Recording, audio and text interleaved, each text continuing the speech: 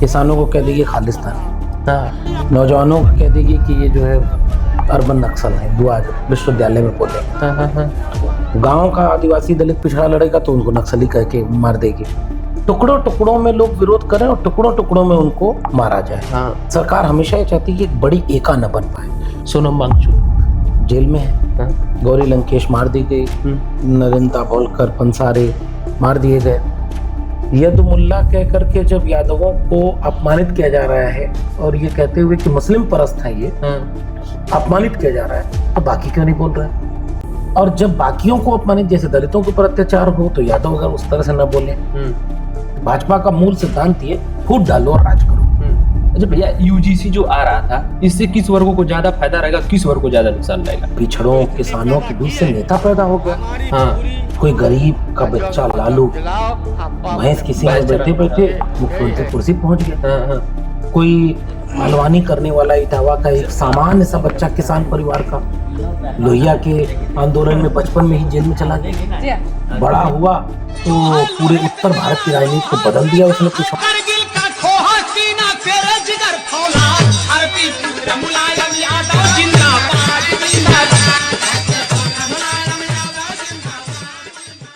बहन जी जब मुख्यमंत्री बन गई, देश का कितना बड़ा दिन था वो। तो कोई लालू प्रसाद यादव, कोई मुलायम सिंह यादव, कोई मायावती जी, कोई कांशी राम, कोई नीतीश कुमार, कोई इस शरद यादव पैदा हो जाए तो बहुतों को दर्द होता है। हिंदू राष्ट्र में गटर कौन साफ करेगा? हिंदू राष्ट्र में खेती कौन करेगा? हिंदू राष्ट्र में मैला कौन ढोएगा? हिंदू राष्ट्र में बिजनेस कौन करेगा? हिंदू राष्ट्र में कथा कौन करने जाएगा? हिंदू राष्ट्र में इन्वेस्टिंग प्रोफेसर कौन होगा? हिंदू राष्ट्र एक बिजनेस का नाम है। हमें हिंदू राष्ट्र नहीं चाहिए, हमें संविधान का राज चाहिए। ये चोला पहना है जो, उसके भीतर एक व्यक्ति ऐसा है जो घोर जातिवादी, घोर सामंती, घोर सांप्रदायिक है। इतना खराब व्यक्ति इस देश में कभी भी किसी देश को नहीं मिला होगा जितना खराब मुख्यमंत्री है। वो हिंदू हृदय सम्राट, वो 370 लाए तो हिंदू हृदय सम्राट, भगवान कहे जाने वाले, भगवान हो गया, नॉन बायोलॉजिकल। वो स्ट्राइक, सर्जिकल स्ट्राइक कर दी तो महान सम्राट। ये वो यूजीसी का बिल आया तो तेलिया हो गया। आपकी लाठी में गर्दम है तो कमजोर को नहीं चलना चाहिए। तुम्हारी क्या भूमिका है कि तुम ठाकुर हो? तुमने क्या ऐसा काम किया? आने वाली पीढ़ियां याद करेंगी कि नेताजी, लालू जी, मायावती जी होना बहुत सदियों में कोई पैदा होता है। नेहरू एक विजनरी व्यक्ति, नेहरू एक एम्स, भाखड़ा नांगल बांध, IIM, IT, IIM विश्वविद्यालय नेहरू बनवा। कैसे हैं भैया? बहुत अच्छा, बहुत धन्यवाद आपका बातचीत के लिए। भैया आपको बहुत बहुत बधाई, बहुत धन्यवाद। कल जिसके लिए प्रोग्राम था आपके घर पे। जी बहुत शुक्रिया। और भैया क्या चल रहा है आजकल? बस विचारों का संघर्ष, कलम किताब और एक बेहतर दुनिया बनाने का कोशिश जो बहुत सारे लोग कर रहे हैं, उसमें छोटी कोशिश हमारे भी। कितनी छोटी सी हम मान सकते हैं? अब खुद तो यही लगता है कि विचारों का संघर्ष बहुत बड़ा है। बहुत सारे लोग अपने ढंग से, और हजारों साल से ये चल रहा है, उसमें आप बहुत छोटे से एक हिस्सा हैं। तो हम लोग रिले मशाल का जिक्र करते हैं। पहले बहुत सारे लोगों ने संघर्ष किया जिसका लाभ हमारी पीढ़ी को मिल रहा है। हमारी पीढ़ी संघर्ष करेगी तो वो अगली पीढ़ी को मिलेगा। इसी तरह एक रिले की तरह चल रहा है। कोई मशाल जलाता है तो अगले वाले को दौड़ते हुए दे देता है, फिर वो उसको जलाए हुए अगले को सौंपता है। तो शायद ऐसे ही आगे बढ़ता रहेगा। भैया संघर्ष और आंदोलन एक दूसरे के पहलू हो सकते हैं। आंदोलन संघर्ष का ही एक रूप है। संघर्ष वैचारिक भी हो सकता है, संघर्ष व्यवहारिक भी हो सकता है। और आंदोलन जिस विचार से आगे बढ़ता है, उस विचार के संघर्ष को ही आगे बढ़ाने का काम करते हैं हम लोग।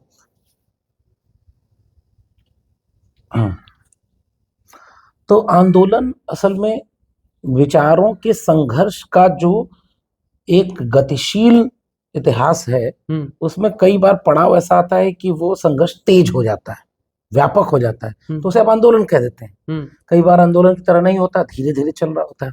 कई बार आंदोलन ज्यादा भी हो जाता है, बहुत तेज हो जाता है। उस समय की परिस्थितियों के ऊपर निर्भर करता है कि परिस्थितियां क्या बन रही हैं। अगर वो परिस्थितियां तेजी से समाज में बदलाव की तरफ जा रही हैं तो तेजी से बदलाव दिखने लगेगा आपको। अच्छा भैया, आंदोलन विद्यार्थियों को करना चाहिए या फिर किसानों को करना चाहिए या फिर आंदोलन करना ही नहीं चाहिए?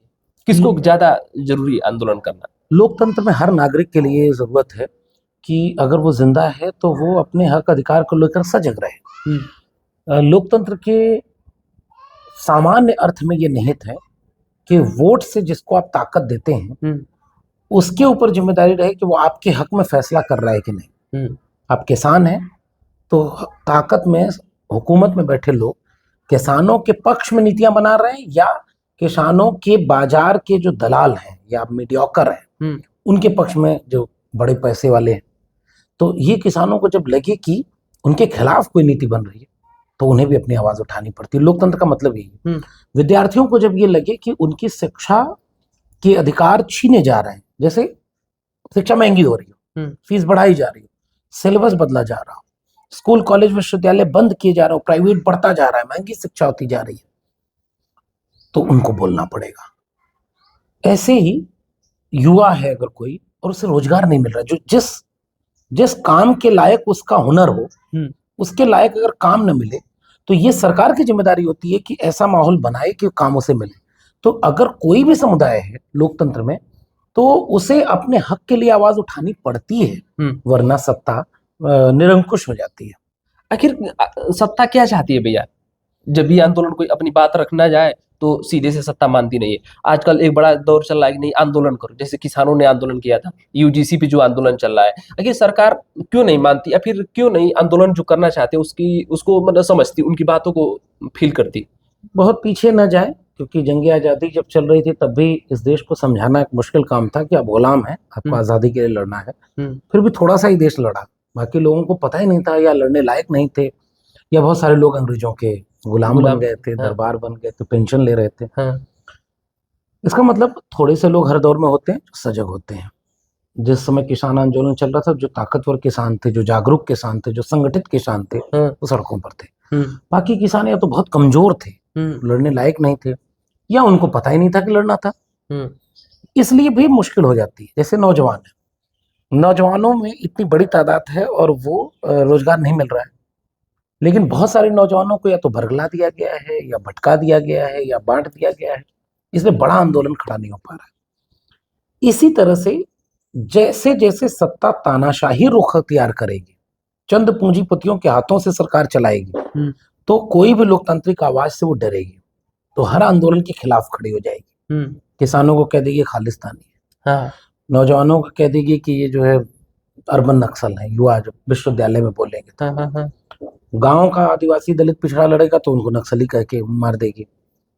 सत्ता में ताकत जो होती है, उस ताकत से जब आप सवाल करते हैं तब आपको लगेगा कि ये सवाल हमें जवाब के लिए मजबूर करते हैं, तो जो सवाल कर रहा है उसे ही हमलावर रुख से चुप करा दो।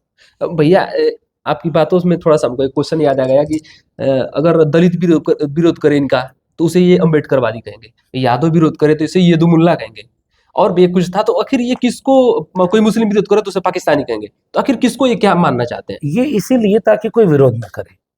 ये सारी हिकमत इसीलिए है कि कोई विरोध न करे, टुकड़ों टुकड़ों में लोग विरोध करें और टुकड़ों टुकड़ों में उनको मारा जाए। सरकार हमेशा ये चाहती है कि एक बड़ी एका न बन पाए। मैंने अपनी किताब जातीय जनगणना में इस तरह के तमाम सवालों को, कि मुस्लिम सवाल के बीच कैसे एक बड़ी एका बन सकती है, दलित पिछड़े बहुजनों की एक बड़ी एका कैसे बन सकती है, एक बड़ी एका बनाना सामाजिक संगठनों, राजनीतिक, कई बार राजनीतिक भी, सामाजिक और सांस्कृतिक लोगों का काम होता है, बौद्धिक लोगों का काम होता है कि वो समाज में एक ऐसा नैरेटिव बनाए जिससे एक बड़ी एका बने और बड़ी ताकत अख्तियार करके वो सत्ता से महत्वपूर्ण सवाल करे। सत्ता जानती है कि जो लोग ये बड़ी एका बना सकते हैं उनको कमजोर कर दो। जैसे लक्ष्मण यादव को नौकरी से निकाल दो, चुप हो जाएगा, डर जाएगा। हमारे जैसे हजारों लोग काम कर रहे हैं, उन सबको चुन चुन के किसी के ऊपर ईडी सीबीआई लगा दो, किसी को जेल में डाल दो, किसी को फर्जी मुकदमे में फंसा दो, किसी को बदनाम कर दो, किसी को मार दो। सोनम वांगचुक जेल में है, गौरी लंकेश मार दी गई, नरेंद्र दाभोलकर, पंसारे मार दिए गए, उमर खालिद जेल में है, और बहुत सारे प्रोफेसर जेल में है, और जिनको बहुत सारे लोगों को जेल में होना चाहिए था वो पैरोल पर बाहर है या सत्ता में बैठे हैं। इसलिए आंदोलन या विचार बहुत बड़ी चीज होती है। जब वो छात्रों को लड़ते हुए देखे तो उनके खिलाफ जब बोले तो किसान क्यों नहीं बोला, और जब किसान लड़ रहा था तो नौजवान क्यों नहीं बोला। यदुमुल्ला कह करके जब यादवों को अपमानित किया जा रहा है और ये कहते हुए कि मुस्लिम परस्त है, ये अपमानित किया जा रहा है, तो बाकी क्यों नहीं बोल रहे। और जब बाकियों को अपमानित, जैसे दलितों के ऊपर अत्याचार हो, तो यादव अगर उस तरह से न बोले, यही बीजेपी चाहती, ये सरकार चाहती है। सरकार सबको टुकड़ों में बेइज्जत करती है, हाँ, छोटे अपमानित करती है। हाँ, और आप अपने ही आपस में उलझे रहो, हाँ, फूट डालो, राज करो। हाँ, अंग्रेजों ने जो काम divide किया and rule, उससे ज्यादा बड़ा काम भाजपा कर रही है। भाजपा का मूल सिद्धांत ये, फूट डालो और राज करो। अच्छा भैया, यूजीसी जो आ रहा था, इससे किस वर्गों को ज्यादा फायदा रहेगा, किस वर्ग को ज्यादा नुकसान रहेगा? इसमें नुकसान किसी को नहीं था।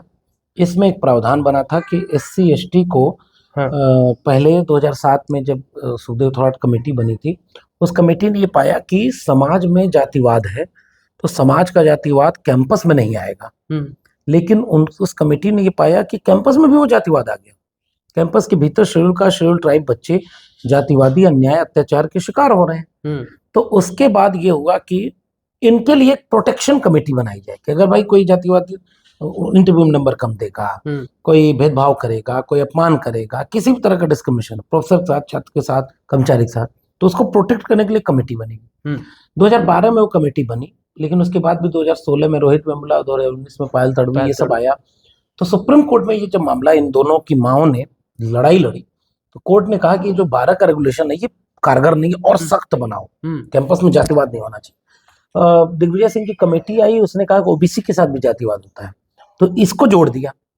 तो इससे पूरा एक, और सरकार बीजेपी चाहती थी कि ये पास ना हो, कोर्ट के दबाव में ले आना पड़ा, लेकिन बीजेपी चाहती थी कि पास ना हो, इसलिए अपने लोगों को सड़क पर उतार के विरोध करवा दिया कि ये तो हमारे विरोध में है, क्योंकि विरोध में कहीं नहीं है। क्योंकि बीजेपी ने उसको ड्राफ्ट ही ऐसा करवाया था कि कंफ्यूजन बढ़े, और कोर्ट से रुकवा दिया। ये एक बड़ी साजिश थी, एक अच्छी कोशिश एक साजिश की भेंट चढ़ गया। ये हम बार बार कहते हैं, जरूरत है इसकी। समता समिति हर विश्वविद्यालय में होनी चाहिए, किसी भी व्यक्ति के साथ जातिगत अन्याय न हो।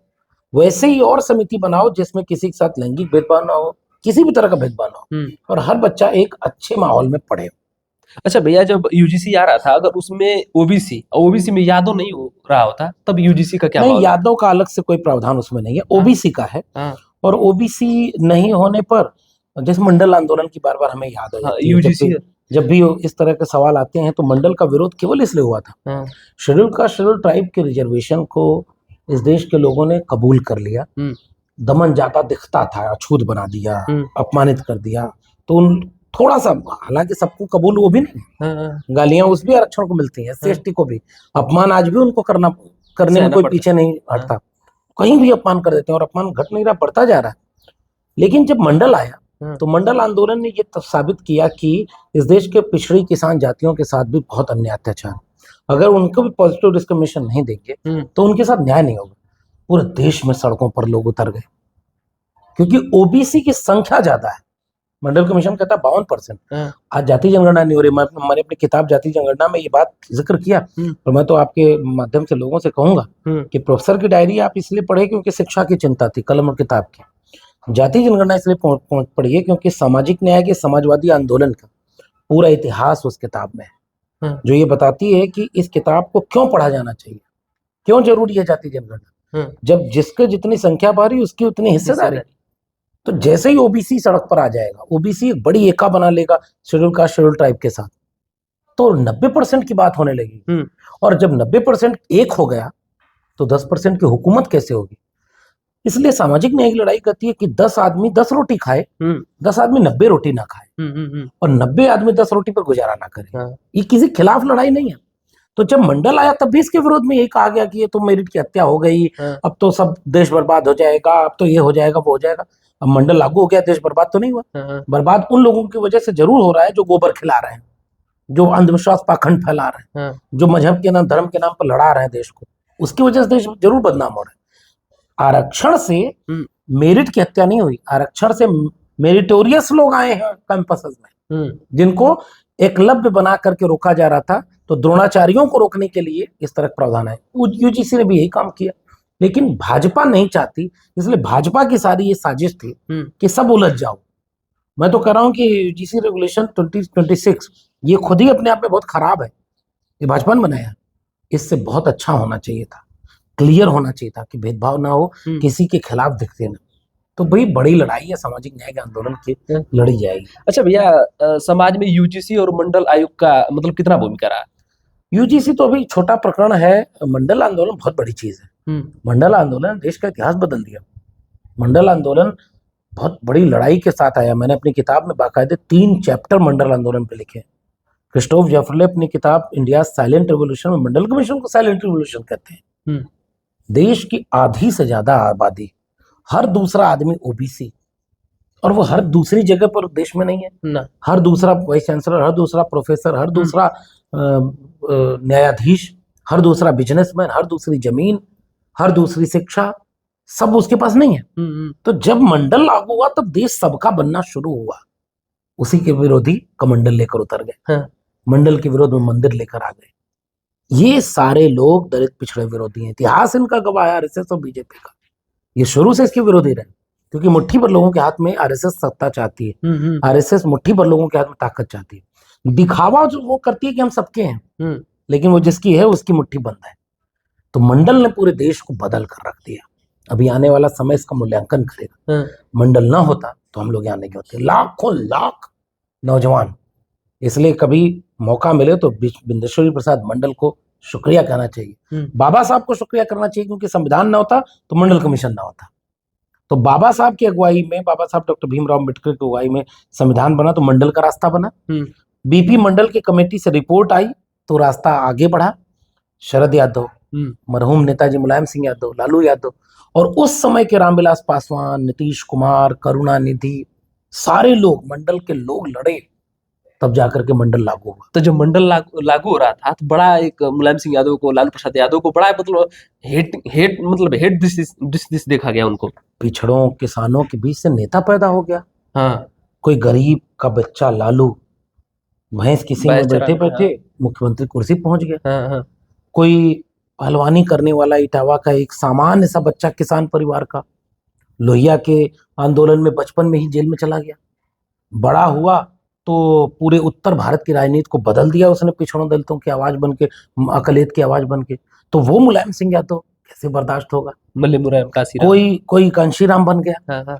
कोई सामान्य सा व्यक्ति, एक नौकरी करते वाला, उसने पूरे बहुजन समाज को जगाने का काम कर दिया। कोई मायावती बनकर के समाज के हाशिए पर खड़ी हुई एक महिला, वो बहन जी जब मुख्यमंत्री बन गई, देश का कितना बड़ा दिन था वो।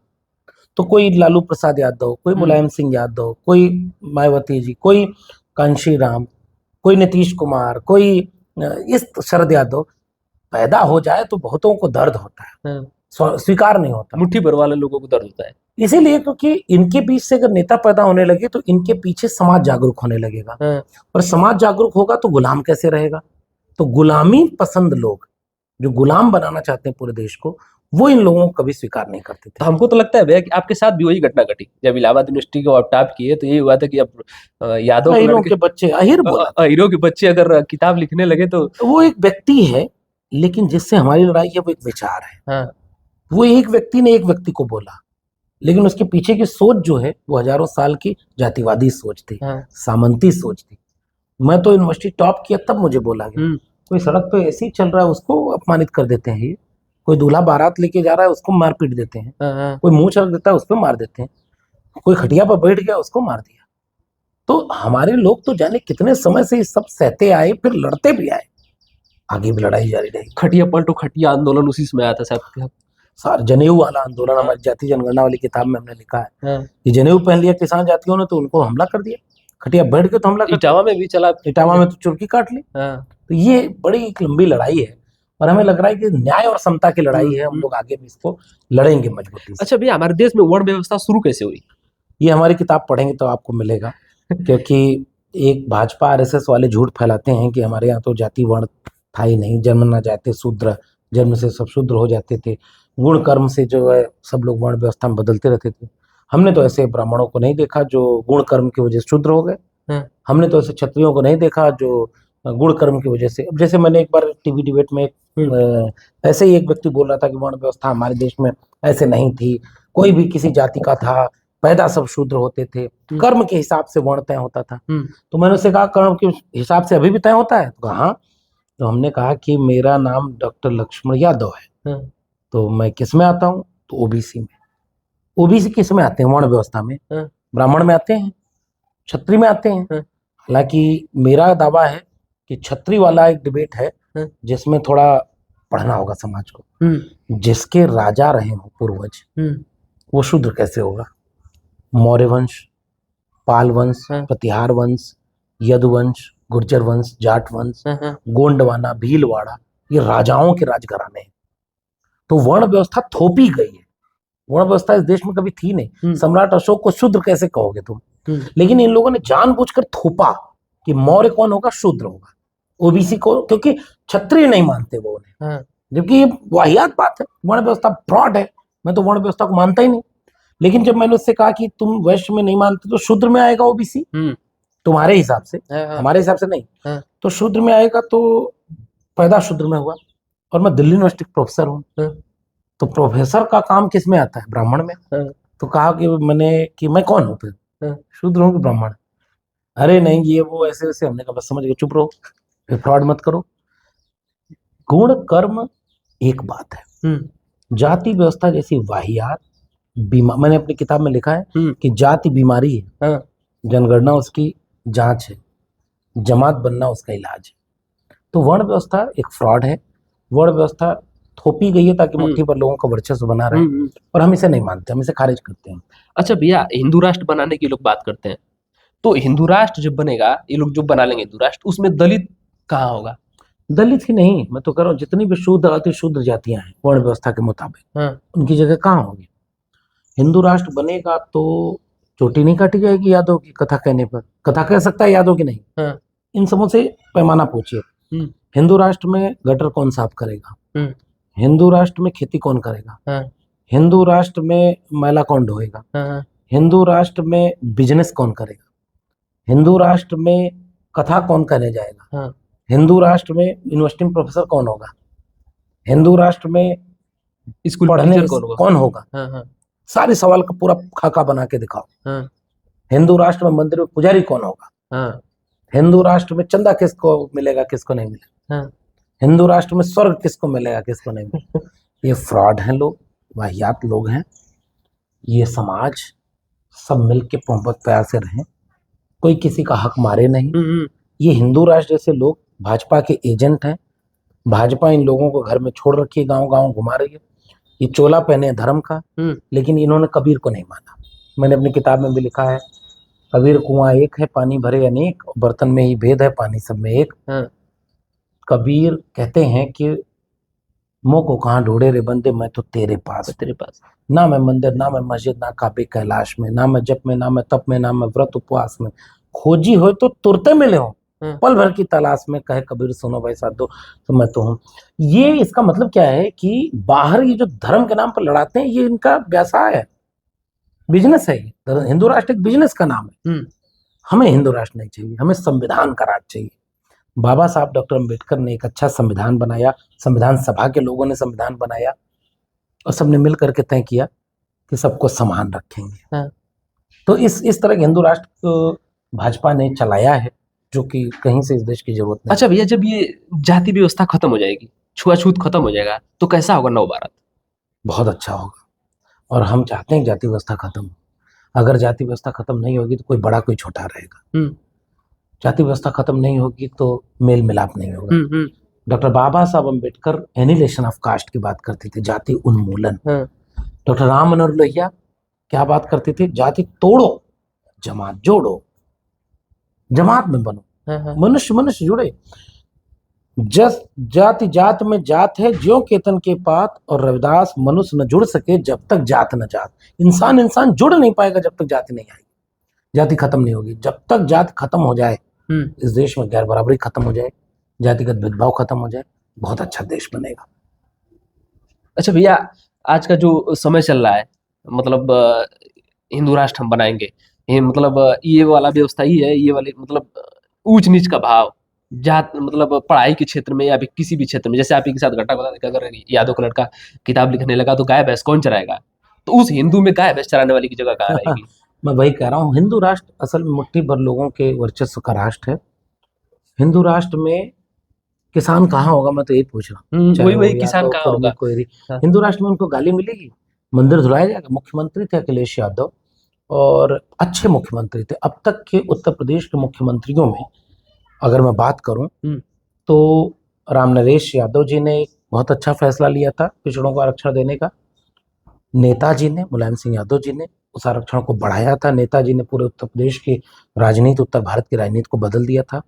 आदरणीय मायावती जी ने, तो आदरणीय नेताजी, आदरणीय मायावती जी के बाद सबसे अच्छे मुख्यमंत्री अखिलेश यादव। इतना विजनरी लीडर, इतना प्रेम करने वाला लीडर, विकास चाहता था। जो व्यक्ति कहता था जाति के नाम पर नहीं, एक्सप्रेसवे बनवाया सबके लिए, लैपटॉप बांटा, सबको दे दिया, शिक्षा की बात किया। इतना मधुर बोलने वाला, इतना प्यार से डील करने वाला, उतना पढ़ा लिखा, विदेश में पढ़ा लिखा व्यक्ति, तुमने उसको मुख्यमंत्री आवास धुला करके ये कहा कि तुम अहिर के बच्चे हो, तुमने अपमान किया उनका। ये हिंदू राष्ट्र तुम्हारा, ये तुम्हारा सनातन कहता है, तुम फ्रॉड लोग। तुम्हारी नजर में मायावती जी का सम्मान वही नहीं जो तुम उनके साथ व्यवहार उनके समाज के साथ करते हो। आदरणीय अखिलेश यादव जी के साथ मंदिर गए तो मंदिर चल दिया। इस तरह की मानसिकता बेहद बीमार मानसिकता है, वर्चस्वशाली मानसिकता है। यही मानसिकता हिंदू राष्ट्र बनवाना चाहती है। हम संविधान का राष्ट्र चाहते हैं। अच्छा भैया, जब अखिलेश यादव जी मुख्यमंत्री थे तो हार गए, तो ये बने मुख्यमंत्री, तो गंगा जल से धुलाए। अगर वही मायावती जी को हरा के ये गए होते उस आवास में, तब भी क्या स्थिति रही होती? बिल्कुल ये करते, उनकी मानसिकता तो दलित पिछड़ों के लिए यही है, तब भी धुलता। ये दलित पिछड़ों को यही मानते हैं। आप इस समाज में ओबीसी को जब ये करते हो, जिसको अछूत नहीं बनाया गया कभी, तो दलित समाज के तो बहुत बड़ी लंबी संघर्ष की, पीड़ा की इतिहास रहा है। आपने उन्हें छुआ तक नहीं। मुख्यमंत्री भूल गए, साबुन लेके गए थे एक दलित परिवार में मिलने, मुख्यमंत्री भूल गए ये योगी आदित्यनाथ। ये वो मुख्यमंत्री है जो कहता है कि योगी होने के बाद कोई जाति नहीं होती, और इंटरव्यू में बोलता है कि मैं तो उस जाति में पैदा हूं जिसमें भगवान पैदा हुए। तुम महाजातिवादी हो। तुमने मायावती जी को अपमानित किया, तुमने अखिलेश जी को अपमानित किया कि ये लोग अपनी जाति के नेता हैं, और तुमने अपनी जाति के लोगों को क्या क्या नहीं कर दिया। अगर वो अपराधी माफिया है तो वो बुलडोजर नहीं चलेगा, और जब वो दूसरी जाति का है, कोई यादव है, कोई मुसलमान है, कोई दलित पिछड़ा पीडीए है कोई, तो पीडीए के ऊपर बुलडोजर चलेगा। ये चोला पहना है जो, उसके भीतर एक व्यक्ति ऐसा है जो घोर जातिवादी, घोर सामंती, घोर सांप्रदायिक है। इतना खराब व्यक्ति इस देश में कभी भी किसी देश को नहीं मिला होगा जितना खराब मुख्यमंत्री है, क्योंकि दिखता कुछ है और भीतर कुछ है। इतनी नफरत, इतनी कटुता, इतनी भाषा में उग्रता, जबकि संत न छोड़े संत ही, कोटिक मिले संत, और मलय भुजंग बेदिया शीतलता न चंदन विष व्यापक नहीं, लिपटे रहत भुजंग, और तुम मन्ना रंगाए रंगाए जो कपड़ा। तो ऐसे लोग अपमानित करते हैं। वो आदरणीय अखिलेश जी को भी अपमानित करते हैं, आदरणीय मायावती जी को भी। समाज को हम लोग जगा रहे हैं। ये चाचा को बड़ा मानते हैं। उस समय मानते थे जब घर में लड़ाना था, फूट डालो राज करो। जब घर में झगड़ा खत्म हो गया तो अब क्या कर रहे हैं? अपमानित तो उन्हें किया कि नहीं किया? ये फूट डालने वाले परिवार में फूट डाल देंगे, हमारे आप में फूट डाल देंगे, झूठ बोल करके यादवों ने सारा हक खा लिया तो अति पिछड़ों को भड़का देंगे। अब अति पिछड़े 10 साल से उनको वोट दिए, मिला क्या? 69,000 शिक्षक भर्ती घोटाले में अति पिछड़ों को नुकसान हुआ कि नहीं? स्कूल बंद हुआ 27,000 तो अति पिछड़े मारे गए कि नहीं? इस समय नौकरी में सब लखवाल भर्ती में आरक्षण 0 कर दिया था, अति पिछड़े मारे गए कि नहीं? तुमने केवल झगड़ा लड़ाया कि यादव, कुर्मी, कोयरी ये 3 जातियां हैं, इन्होंने ओबीसी का सारा आरक्षण ले लिया, तो इनको दुश्मन बना के बाकी जातियों को वोट ले लो। और जब बाकी जातियों का वोट ले लिया तो उनको क्या दिया तुमने? उनको तो कुछ नहीं मिला। वो तो इधर के गए में यार अमन नहीं, अमन ना वमन। परिवार को लड़ा करके तोड़ने का काम बीजेपी करती है। आज किसी को कुछ नहीं मिला। संजय निषाद जी अपने समाज को आरक्षण नहीं दिला पाए। ओम प्रकाश राजभर जी आज तक वो सब कोई काम नहीं कर पाए जिसके लिए वो सपा में रहकर आवाज उठाते थे। अब तो बोल भी नहीं पाते। केशव प्रसाद मौर्य स्टूल से आगे बढ़ नहीं पाए, आपस में झगड़ा पड़ा। इसलिए समाज को जोड़ना हमारी जिम्मेदारी। हम पीडीए बना के जोड़ रहे हैं, हम समाजवादी लोग पीडीए से जोड़ रहे हैं। भैया मोहन यादव को ये कुछ नहीं टीका टिप्पणी करते हैं। मोहन यादव को करते हैं। 14% से बढ़ा करके 27% आरक्षण करने वाले थे। मोहन यादव को जाति के नाम पर गाली दी। जैसे यूजीसी वाले मामले में प्रधानमंत्री को तेलिया करके करी आई। हाँ, तो बड़ा चला था कि तेलिया। वो हिंदू हृदय सम्राट, वो 370 लाए तो हिंदू हृदय सम्राट, भगवान कहे जाने वाले, भगवान हो गए थे। नॉन बायोलॉजिकल, वो स्ट्राइक, सर्जिकल स्ट्राइक कर दी तो महान सम्राट। वो यूजीसी का बिल आया तो तेलिया हो गया। ये अपमान। मोहन यादव को अभी गाली दिए थे, आरक्षण जब लागू किए, सारे भाजपाई थे। एक भी दलित पिछड़े ने मोहन यादव को गाली नहीं दी। और मोहन यादव सनातनी या भाजपाई है उनकी नजर में। सब एकदम धार्मिक आदमी, भाजपा के आदमी, संघ के आदमी, और गरियाए गए तो एक को संघ वाला बचाने नहीं आया। तो भाजपा में रह के, संघ में रह करके भी अगर आप दलित पिछड़े हैं तो मोहन यादव सीख लीजिए कि आपकी क्या हालत होगी। अच्छा भैया, संघ से सीखने वाली बातें, आरएसएस जो है उससे सीखने वाली बातें क्या है? कि इतना खराब संगठन दुनिया में नहीं होना चाहिए। संघ इस दुनिया के लिए खतरा है। संघ और उनके विचारक, चाहे गोडसे, गोलवलकर, हेडगेवार, सावरकर, वे सारे विचारक क्या मानते हैं कि भारत में हिंदुओं का वर्चस्व होना चाहिए। हिंदुओं का नाम दिखाते हैं, लेकिन होना चाहिए एक जाति का वर्चस्व, एक जाति का वर्चस्व। अच्छा, ताकतवर लोगों का वर्चस्व। लेकिन उसको हिंदू के कपड़े में लपेट करके ले आते हैं और बाकी मुसलमानों से लड़ाने के लिए इनडायरेक्टली, डायरेक्ट नहीं बोलते आरएसएस वाले, इनडायरेक्ट बोलते हैं, पितृभूमि की बात करते हैं। हिंदू भारत में जितने हैं सब हिंदू हैं, चिढ़ाते हैं इस तरह की भाषा से, और मुट्ठी भर लोगों के हाथ में सत्ता, संसाधन और सम्मान चाहते हैं। बाकी लोगों को मनुष्य नहीं समझते। भैया आपकी किताब में लिखा था पेज नंबर 9 पे कि पढ़ेंगे तो लड़ेंगे, और एक और नारा चला था, बटेंगे तो कटेंगे। कैसे देखते हैं आप इन दोनों को? ये बटेंगे तो कटेंगे का नारा उन्होंने ही दिया जिन्होंने बांटा। जो बांटते चले आ रहे हैं, जो बांटने का फायदा उठा रहे हैं। पढ़ोगे तो लड़ोगे। हम तो ये कहते हैं, प्रोफेसर की डायरी में लिखा था पेज नंबर 9, पढ़ाई लड़ाई दोनों जारी रहे। लड़ाई तलवार से नहीं, कलम से। हमारा हथियार कलम है, हमारी ताकत कलम है, वो तलवार बांट रहे हैं। हम ये कह रहे हैं कि पढ़ाई केवल डिग्री वाली नहीं, क्योंकि डिग्री तो फर्जी निकल जाती है। हम ओरिजिनल की बात करते हैं, चेतना। विद्या बिना मति गई, मति बिना गति गई, गति बिना वित्त गया, वित्त बिना शुद्ध हुए। एक अविद्या ने जाने कितने अन्य अत्याचार करे। ज्योतिबा फूले, हम उनको मानते हैं। तो पढ़ाई, चेतना, समझदारी, मानसिक गुलामी से आजादी। जब मानसिक गुलामी से आजादी होगी तो आर्थिक गुलामी से लड़ेगा, वो राजनीतिक गुलामी से लड़ेगा। हम एक ऐसा समाज बनाना चाहते हैं जो मानसिक गुलामी से आजाद हो। जब मानसिक गुलामी से आजाद होगा तो सामाजिक, आर्थिक, राजनीतिक गुलामियों को तोड़ेगा और एक बराबरी का समाज बनाएगा। मैं गया था भैया बिहार राजा यादव का पॉडकास्ट करने, तो वहाँ पे एक दादाजी हमको मिले, ऑटो चला रहे थे। तो मैंने पूछा कि लालू यादव ने क्या किया, तो वो बोले कि लालू यादव कुछ किया या न किया। लालू यादव भाषण दिए थे उस समय कि लालू यादव कुछ किया न किया, मानसिक गुलामी से आजाद किया कि तुम्हारे बाप दादा ये रहेंगे, तुम्हारे बाप दादा ये रहेंगे, मंच पर लाने का काम किया। तो फिर लालू यादव को क्यों बिहार के लोगों ने ठुकरा दिया? नहीं, उनको नहीं ठुकराया, ये राजनीति है। राजनीति में कई बार धोखा हो जाता है। आज भी बिहार में जैसे कर्पूरी ठाकुर का नाम लिया जाता है, नाई समाज के अद्भुत व्यक्ति। मैं कुछ लोगों को जो बहुत शिद्दत से चाहता हूँ, उनमें कर्पूरी ठाकुर है, उनमें शहीद, अमर शहीद जगदेव बाबू हैं, जगदेव प्रसाद कुशवाहा थे। सोचिए क्या त्रिवेणी संघ के लोग थे, अर्चक संघ के लोग थे। हजारों साल से लड़ाई चलती चली आ रही थी, खटिया पे बराबर बैठने की। अबरी झाड़ करके कोई चल दिया तो मारते थे। तो उस पूरी हजारों साल की लड़ाई में पिछले 50 साल में जिन लोगों ने सड़क पर खड़े होकर के उस लड़ाई को एक अगला पड़ाव दिया, वो थे कर्पूरी ठाकुर, वो थे जगदेव प्रसाद कुशवाहा, वो थे लालू प्रसाद यादव, वो थे मानवर कांशीराम, वो थे नेताजी मुलायम सिंह यादव। इन सब ने वो जमीन बना दी, खटिया पर बाबू हम बराबर बैठेंगे, नहीं तो खटिया पलट देंगे, नहीं तो सब बराबर रहेंगे। क्योंकि बाबा साहब के संविधान ने रास्ता दे दिया था। तो जमीन पर लेकिन खड़े होकर के हर कमजोर की आवाज, हर सताए हुए की आवाज, ये नेता बने। इसलिए उन्होंने कहा कि हमने मानसिक गुलामी से आजादी दी। राजनीति में कई बार होता है कि लोग इस बात को समझ नहीं पाते और दूसरे के झूठ में फंस जाते हैं। इसलिए कभी नेताजी हार गए, कभी लालू जी हार गए, कभी मायावती जी हार गए, अखिलेश जी हार गए। अखिलेश जी ने इतना काम किया, आज तक 10 साल में योगी आदित्यनाथ के 10 काम आप नहीं गिना सकते, और अखिलेश जी के आज भी आपको 50 काम हम गिना सकते हैं। फिर भी अखिलेश जी का काम नहीं जीता। तो चुनाव जीतने के तरीके अलग हो सकते हैं। बीजेपी ने कितना गड़बड़ किया बिहार में, फिर भी चुनाव जीत गई। कोई घर में घुसने नहीं दे रहा था, प्रचार में उनकी भीड़ में नहीं आ रही थी, सब कुछ नहीं आता, चुनाव आज जीत गए, 200 सीटों को लेकर के सरकार में बैठे।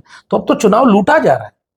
अब तो उत्तर प्रदेश में मिल्कीपुर से लेकर के कुंदरकी का चुनाव लूटा गया। तो लोकतंत्र ही खतरे में है। आपका वोट का अधिकार नहीं बचेगा। SIR के नाम पे वोट कटवा रही है भाजपा। चुनाव की तरह कहाँ हो रहा है। अच्छा भैया, जब अखिलेश यादव मुख्यमंत्री थे तो एक टैगलाइन चला था, काम बोलता है। हालांकि उन्होंने काम भी किया, एक्सप्रेसवे बनवाया, वृद्धा पेंशन योजना दिए, लैपटॉप बांटे, एम्बुलेंस दिया, डायल 100 दिया। ये सब। आखिर फिर जनता क्यों उनका? जनता झूठ में फंस गई ना, जनता को भटका दिया, झूठ बोल दिया। 86 में 56 एसडीएम यादव बन गए। हाँ, यादव सब ले गए, आंकड़ा किसी के पास नहीं। आज तक योगी आदित्यनाथ हिम्मत नहीं है कि इसका आंकड़ा पब्लिक डोमेन में रख दे, क्योंकि झूठ है। और बाकी जातियों को ये लगा कि हाँ यार कुल ले लेना इक्वल, हमने का कुछ मिल बन कर। अब 10 साल बाद उनको भी समझ में आ रहा है कि यार ये तो झूठ हो गया, ठगा गए नहीं हमने, ये तो झूठ कुल बोल देना। हमने के बचावे वाला कौन जाति है, ये ओबीसी में किसान जातियां, उनमें भी कुछ गलतियां कर देते हैं। यादव लोगों को भी मैं एक बात कहूंगा, और मैं कहता हूं हमेशा, आपकी लाठी में अगर दम है तो कमजोर पर नहीं चलना चाहिए। आप लाठी का मतलब ये कमजोर के पक्ष में खड़ा हो जाए, शोषित के पीड़ित के पक्ष में खड़ा हो जाए, और अपने भाइयों की एका बनाओ। और इस बीजेपी के झूठ को तुम ही रोक सकते हो। वो उकसाएंगे, वो झूठ बोलेंगे, वो लड़ाएंगे, लड़ना मत। शिकारी आएगा, जाल फैलाएगा, दाना डालेगा, चिड़ियों तुम फंसना मत। ये यादव जी लोगों को समझना होगा। बहुत विनम्रता रखिए और अपने लोगों की 2-4 बातें सह लीजिए। आप पिछड़े, अति पिछड़े, दलित समाज के, वो आपके लोग हैं, उनसे मत लड़िए। जीतने का ये हुनर भी आजमाना चाहिए। जंग अगर भाई से हो तो हार जाना चाहिए। ऐसे एक बड़ी एका बनेगी। भाजपा इस एका को तोड़ने के लिए रोज काम कर रही, अलग अलग जाति का नेता बनवा दे रही। उस जाति का नेता अपनी आसपास के परिवार के लोगों पे बोलेगा, तो इसके खिलाफ एक बड़ी लड़ाई लड़ने। अच्छा भैया, भारत जो हिंदू मतलब विश्व गुरु की छवि में देखना चाहता है, इसको रचा कौन था? विश्व गुरु तो भारत तब रहा होगा जब इस देश ने बुद्ध को पैदा किया। जब इस देश में तथागत बुद्ध आए तो विश्व गुरु बनने का एक रास्ता खुला। महावीर आए, मक्खलपुत्र गोशाल आए।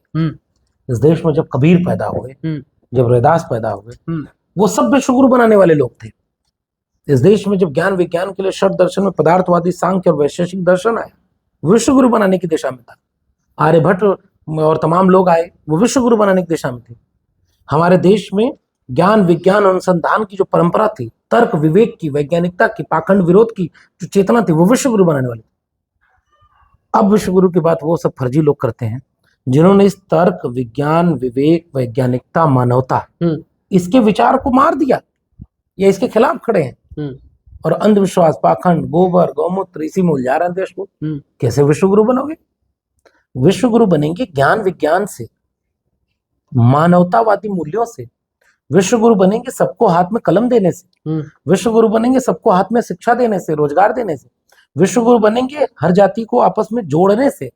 विश्व गुरु बनेंगे प्रेम मोहब्बत से। विश्व गुरु बनेंगे 140-50 करोड़ जो देशवासी हैं उनमें इतना घनिष्ठता रहे कि कोई अलग जाति धर्म का है तब भी उसको कोई दर्द हो, दुख हो तो आपको भी दर्द हो। विश्व गुरु एक देश तो पहले विश्व गुरु बाद में बनना, भारत गुरु तो बन लो। एक अच्छा भारत समानता वाला बना लो, न्याय वाला बना लो।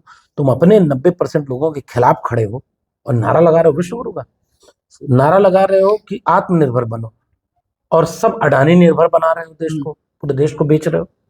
नारा लगा रहे हो कि स्वदेशी और फॉरेन फंडिंग का पॉलिसी बना रहे हो कि विदेशी पैसा घर घर पहुंचेगा, सारा बाजार खोल दिया। ये भाजपा जैसी फ्रॉड पार्टी दुनिया में कोई नहीं है। इनसे बचाना होगा संविधान को, लोकतंत्र को। और संविधान रहेगा, समानता न्याय रहेगी, मानवता रहेगी, तो भारत विश्व गुरु बनेगा। अच्छा भैया, जाति कितना जरूरी है और धर्म कितना जरूरी है? ये दोनों, जिस जाति के लोग अभिमान करें वो खत्म हो। इस देश में जाति के नाम पर अपमान खत्म हो, अभिमान खत्म हो, सब बराबर हो, जाति खत्म हो। धर्म के नाम पर जो अपना वो माने, दूसरा आप मानो। बाबा साहब का संविधान सबको बराबर की इज्जत देता। आपको भगवान को मानना है तो खुदा वाले से नफरत मत करो, उसे खुदा को मानने दो, वो अल्लाह के मानेगा। दूसरा वाहिगुरु को मानेगा, तीसरा बुद्ध को मानेगा, चौथा जो है महावीर को मानेगा, पांचवा किसी को और मानेगा, छठवां किसी को नहीं मानेगा, लेकिन सब एक दूसरे का सम्मान करो। धर्म का मतलब ये है। भैया आजकल एक बड़ा चला था कि मैं ठाकुर हूँ, मैं जो चला था, महिला किसी ने कर्मचारी थी, बोली कि नहीं मैं ठाकुर हूँ। तो ये स्थिति कब पैदा हो गई? अब ये तो हजारों साल से चली आ रही है। हालांकि उस मामले में ये था कि अब वो कह रही है कि जिसके सामने वो करी थी वो ब्राह्मण थी महिला, तो ये उनके घर का झगड़ा है, मैं इसमें कुछ बोलूंगा नहीं। ब्राह्मण ठाकुर घर वो उन्हीं ने बताया, मुझे नहीं पता था। उसी महिला ने कहा कि उससे झगड़ा हुआ था। यही अपमान तो हम खत्म करना चाहते हैं। तुम्हारी क्या भूमिका है कि तुम ठाकुर हो? हाँ। तुमने क्या ऐसा काम किया? अरे ये कोइंसिडेंटली जहां पैदा हुए वो तुम्हारे साथ जाति धर्म ये सब आ गया। खत्म करो ये सब, कहो कि मैं इंसान हूँ। गलत के साथ खिलाफ खड़े हो जाओ। जाति के लेके क्या अहंकार करना और किस बात का वो करना? इसलिए जातिवाद एक बीमारी है इस देश को बर्बाद करने वाली। भैया जब आरक्षण की बात होती है तो लोग बोलते हैं कि जो आरक्षण लेके डॉक्टर बने हम उससे इलाज क्यों कराएं? और जो 1 करोड़ रुपया में सीट खरीदा है उससे इलाज क्यों करा रहे हो? ये सब मजाक पटांग बातें हैं। हाँ। 1 करोड़ रुपया दे करके पेड डोनेशन वाली सीट खरीद करके जो डॉक्टर बनता है उससे इलाज क्यों कराते हो? एंट्री लेवल पर एग्जाम होता है। हाँ। 2-4% का मेरिट नीचे आई, एग्जाम देकर के वो मेडिकल की डिग्री लिया है, एग्जाम देकर के वो पास हुआ है, उसके काम पर अगर कोई बात हो तो बताओ। हाँ। ये तो मानसिक बीमारी है, गुलामी है तुम्हारी कि वो दलित पिछड़ा है तो उसमें मेरिट नहीं है। एकलव्य में मेरिट है, तुम द्रोणाचार्य बनकर अंगूठा काट लिए। बस यही उसका जवाब है। हाँ। भैया, जाति जनगणना क्यों जरूरी है और आपकी किताब जाति जनगणना को क्यों पढ़ना चाहिए? जाति जनगणना को इसलिए पढ़ना चाहिए क्योंकि जाति का इतिहास क्या है, जाति ने कैसे इस समाज में सत्ता संसाधन और सम्मान को बांट दिया, और अगर जाति जनगणना होगी तो कैसे वो समानता ले आएगी, इसके लिए उस किताब को पढ़ना चाहिए। अब तक के हजारों साल के इतिहास में जैसे लोगों को नहीं पता होगा कि जनेऊ आंदोलन क्या था, 1931 की जनगणना का असर भारत पर क्या हुआ, अगर जनगणना होगी तो कितना अच्छा असर होगा। इस पूरे इतिहास को उस किताब में हमने कई सालों की मेहनत से बहुत मुश्किल से तैयार किया है, और इस देश के 90% लोगों को जरूर पढ़ना चाहिए। जो संविधान में यकीन रखते हैं उनको भी पढ़ना चाहिए। और वो एक ऐसा ऐतिहासिक दस्तावेज है जिस तरह की और किताबें आने की जरूरत है, तो सबको वो किताब जरूर पढ़नी चाहिए। भैया क्या छुआछूत खत्म हो सकता है? अगर खत्म हुआ तो कैसा होगा नव तो भारत? कानून बना दिया छुआछूत खत्म करने का, गांव में नहीं हो रहा है, कानून गांव में नहीं पहुंचता है। मानवता होनी चाहिए। लेकिन भैया कानून बनता है तो सिर्फ हमको लगता है कि ऊपर ऊपर से हाँ। कानून बन गया, नीचे से जो नीचे रहे, नीचे ऊपर वही स्थिति रहे। आज भी इस देश में क्या ऐसा नहीं है कि कुछ बस्ती में जाकर के कोई कहता है वोट डालने मत आना, तुम्हारा वोट डल गया संविधान में, जबकि ये अपराध है। संविधान अभी नीचे तक ले जाना जरूरी है, इसलिए एक बड़ी लड़ाई की जरूरत है। जाति खत्म हो जाएगी, इस तरह की चीजें खत्म हो जाएंगी तो एक अच्छा भारत बनेगा, समानता का भारत बनेगा। भैया आप ब्राह्मणवाद के खिलाफ है या ब्राह्मण जाति के खिलाफ है? नहीं, हम किसी जाति के खिलाफ नहीं है। मेरा सबसे अच्छा दोस्त एक ब्राह्मण है, ये अम्बेडकर नगर का रहने वाला है, लेकिन वो पाखंडी नहीं है, अंधविश्वासी नहीं, उससे हमारी बहस होती है। वो हमारे समाजवाद पर सवाल करता है और इस तरह की चीजों पे बहस होती रहती है। कोई भी जाति हो उसमें अच्छे बुरे लोग मिल जाएंगे। तो भैया ब्राह्मण जाति क्या है, ब्राह्मणवाद क्या है? देखिए, ब्राह्मणवाद एक ऐसा शब्द बना कि जो वर्ण व्यवस्था में सबसे ऊपर था। ब्राह्मण कोई जाति नहीं है, एक तो ये बात, वो वर्ण है। जातियां तो अलग अलग हैं, चौबे है, दुबे है, त्रिवेदी है, द्विवेदी है, ये सब जातियां। ये नीच ब्राह्मण है, इसे शादी नहीं करनी चाहिए। वो तो प्रधानमंत्री के बड़े भाई कह रहे थे, वो जो प्रधानमंत्री बड़े भाई हिंदू राष्ट्र बनाने वाले, मनुस्मृति को मानने वाले, संविधान विरोधी, वो सभी सब कहते हैं। मैं नहीं बोलूंगा, कहते हैं मनुस्मृति शाश्वत संविधान है, उसको लागू होना चाहिए। हाँ, ये हाल है इस देश में, और प्रधानमंत्री उसके साथ मंच शेयर करते हैं। तो प्रधानमंत्री संविधान की शपथ लिए हैं, बड़ा भाई कह रहा है कि मनुस्मृति लागू करनी चाहिए, अम्बेडकर ने कुछ नहीं किया, मनुस्मृति पूजनीय है, संविधान बदलो, और छोटा भाई हिंदू राष्ट्र बनाने की यात्रा निकाल रहा है। तो ये तो प्रधानमंत्री की हालत है। ब्राह्मणवाद शब्द उसी से पैदा हुआ जो वर्ण व्यवस्था को मानता है, अच्छा मानता है, वो एक जातिवादी सोच को निर्धारित करता है। तो उस वाद में ओबीसी, एससी, एसटी कोई भी आ सकता है। जब आप अपने से नीचे वाले पायदान पर जो समाज में जातियां हैं उनको भी अगर जातिवादी भेदभाव से देखेंगे तो आप भी उसके शिकार हैं। ये एक मानसिकता है। मैं इसकी जगह पर एक बेहतर शब्द अभी देख रहा हूं कि मनुवाद। तो मनुस्मृति, तो मनु ने वर्ण व्यवस्था को स्थापित किया, एक तरह से उस ग्रंथ से स्थापित किया, तो इसलिए हम मनुवादी कह दें, हम जातिवादी कह दें, तो अर्थ वही निकलेगा। इसलिए एक बड़ी लड़ाई की जरूरत है। हम समानतावादी, हम समाजवादी की बात करते हैं।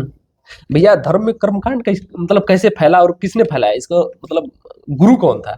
ये जिसने इसको दुकान बना दिया, धर्म बिजनेस थे वो लोग? जिसको फायदा हो रहा था, जिसने मूर्ति बना करके दान लेना शुरू कर दिया। हम तो कबीर को मानने वाले, मोको कहाँ ढूंढे रे बंदे, मैं तो तेरे पास। मन मस्त हुआ तब क्यों बोले, हीरा पाए गांठ गटियायो, बार बार उका क्यों खोले। सब तो आपके अंदर है। और मन चंगा तो कटौती में गंगा। तो हजारों साल का इतिहास है। धर्म एक समय सभ्यता की जरूरत के रूप में पैदा हुआ, जो आत्मविश्वास दे, सकारात्मक भाव दे, मानवीय मूल्य दे। जिसने इसको पाखंड में झोंका वो धर्म का विरोधी था, और आज भी जो पाखंड को बचाता है वो धर्म का हितैषी नहीं है। धर्म का मतलब ये है कि आप एक अच्छे हिंदू बने रहिए, दूसरा कोई अच्छा मुसलमान बना रहे, तीसरा नास्तिक भी रहे, चौथा बुद्धिस्ट रहे, चारों एक जगह बैठ करके बात कर सकें, नफरत न करें एक दूसरे से। किसी भी धर्म में नफरत नहीं है, लेकिन जो धर्म के ठेकेदार बनते हैं ये नफरत करके लड़वा रहे हैं, और लड़वाने में जिसको कुर्सी मिलती है वही लड़वाता है। ये है कि एक आदिवासी की जाति क्या हो सकती है? जाति उनमें इस तरह से नहीं होती, हालांकि होती भी है लेकिन बहुत वेग होती है। आदिवासी इस देश के मूल निवासी हैं, वो वर्ण व्यवस्था में फिट ही नहीं बैठते। आदिवासी शब्द में ही सबसे पुराने निवासी, मूल निवासी। उनकी संस्कृति अलग है, प्रकृति पूजक है। जैसे ओबीसी की किसान जातियां प्रकृति पूजक है। आप याद करिए कि जब तक 50 साल 100 साल पीछे चले जाइए और अपने ओबीसी घरों में जाकर पुराने लोगों के किस्से जिनके पास होंगे उनसे पूछिएगा। प्रकृति पूजा होती थी, फसल बोते थे, फसल काटते थे, मौसम बदलता था, मौसम पूजते थे। चावल, हल्दी, दूध, दही, आग, खुद ही बैठ के पूजा कर लेते थे। पितरों को अपने छत पर ऐसे ही डाल के याद कर लेते थे। शादी ब्याह में ऐसे ही 2 आदमी बैठ जाता था, मंत्र पढ़ करा दिया, बीच में कोई घुस गया, हर चीज का बिजनेस बना दिया। ऐसे ही आदिवासी है। आदिवासी सीधे प्रकृति को पूजता है, जल, जंगल, जमीन, पहाड़, नदियां, वही वेशभूषा, वही। मुझे आदिवासी भी पीले गमछे को और हल्दी चावल, ओबीसी भी पीला गमछा हल्दी चावल, पूरी संस्कृति एक है। हमने यही सीखा कि जो इस देश में जमीन से जुड़े हुए लोग थे, सबकी संस्कृति लगभग एक है। थोड़ी भाषा बदल जाएगी, थोड़ा रूप बदल जाएगा, तो नाम बदल जाएगा। हमने ये देखा कि इस देश में कमेरा लोगों की 99% चीजें एक जैसी हैं, थोड़ा सा बस रूप में अंतर है। जी भैया, ड्यू की सबसे बड़ी समस्या? डीयू की नहीं, पूरे देश की समस्या ये है कि शिक्षा को बर्बाद किया जा रहा है। नई शिक्षा नीति बनी, बर्बाद कर दिया। उसके बाद हेफा बना, फिर उसके बाद वीबीएसएम बन रहा है, विकसित भारत शिक्षा अधिष्ठान बिल ले आए, शिक्षा को बेच रहे हैं। तो डीयू में प्रोफेसर बनने के लिए आरएसएस की चापलूसी करनी पड़ेगी पूरे देश में, केवल डीयू में नहीं। आरएसएस ने पूरे देश के शैक्षणिक संस्थानों पर कब्जा कर लिया, क्योंकि उनको पता था कि यहाँ से गुलाम बना लेंगे तो हम गुलामों पर राज कर लेंगे। जिसका ये गुलाम नहीं होगा उस पर राज नहीं कर पाएंगे। तो ये जहां से आजाद होता है वो विश्वविद्यालय थे, शिक्षा थी, कलम किताब थी, उन्होंने उस पर कब्जा कर लिया। डीयू आज कब्जे में आरएसएस? सारी शिक्षा व्यवस्था आरएसएस के कब्जे में। तो भैया, जब इतना बड़ा शिक्षा का संस्थान कब्जा कैसे हो गया आरएसएस के? बहुत बहुत बहुत मेहनत की उन्होंने 100 साल तक, फिर सरकार बनाई, धर्म के नाम पर नफरत कर करके, जातियों को आपस में लड़ा के। जब सरकार बन गई तो सरकार बनने के बाद तो आपके हाथ में सब कुछ होता है। सिलेबस आपने बदल दिया, नियम आपने बना दिए, वाइस चांसलर आपने बना दिए, उसने वाइस चांसलर बनाया, उसने नीचे प्रिंसिपल बनाया, उसने प्रोफेसर बनाया। 10 साल में सब भर दिया अपने लोगों, कूड़ा कबाड़ा कचरा सब भर दिया विचारधारा पर। लेकिन वो हिंदू राष्ट्र वाला सब हो गया, मठ बन गया सारा विश्वविद्यालय, कबाड़ा कर दिया पूरे विश्वविद्यालयों का। स्कूल, यही उत्तर प्रदेश जहां हमारा बेटे 27,000 स्कूल बंद कर रहे थे, यही धर्म का राज। ठेका खोल रहे थे, जितना स्कूल बंद हुआ उतना ठेका खुला है। ये धर्म का राज है। मतलब ठेका चाहिए धर्म में, स्कूल नहीं चाहिए, शिक्षा नहीं चाहिए। तो ये देश पूरी तरह बर्बादी की दिशा में भाजपा ने झोंक दिया है। भैया, किसी का आइकॉन गोलवर्कर, एडवर्ड सावरकर नहीं हो सकते? होते हैं जो ये माने कि वही श्रेष्ठ है, मुट्ठी भर लोग, उसके आइकॉन वही होंगे। जो बराबरी में यकीन रखे, उसके आइकॉन अम्बेडकर होंगे, उसके आइकॉन लोहिया होंगे, उसके आइकॉन फूलन देवी होंगी, नेताजी होंगे, मायावती जी होंगी। ये सारे लोग होंगे।